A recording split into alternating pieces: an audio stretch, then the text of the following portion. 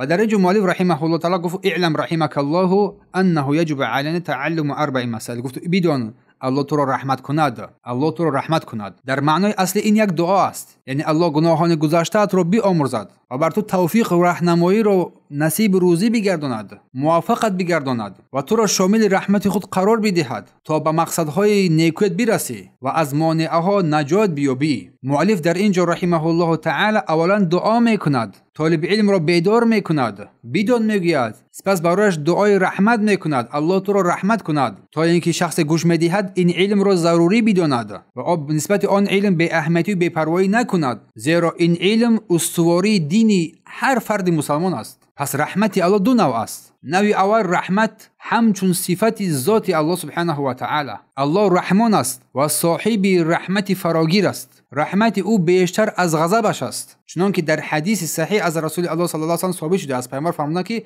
این رحمتی سبقت غضبی، حقیقتا در حقیقت رحمت من غضب ما را پیش گرفته است. در صحیح بخاری و مسلم. یعنی ذات الله سبحانه و تعالی بر اساس رحمت اساس یافته است و رحمت او همه چیز را فرا گرفته است. و نوع دوم رحمتی که بر سوی خلق میرسد، چگونه که در حدیث اومده است که الله سبحانه و تعالی از صد رحمت خود تنها یک تاش را بر زمین فرآورده است و بین مردم، بین تمام مخلوقات اون را تقسیم کرده است. مردم با آن به هم رحم میکنند و این یک قسمت رحمت الله سبحانه و تعالی. با همین رحمت مادر فرزندش را محبت میکند و مردم میان خود دلسوزی مینمایند. این رحمت به مؤمنان با پشتیبانی و پیروزی میرساند و در خلق در کلی با مهر و شوقت به راهنمایی میرساند. از این رو مؤلف در اینجا گفت رحمک الله، گفت که الله تو را رحمت کند.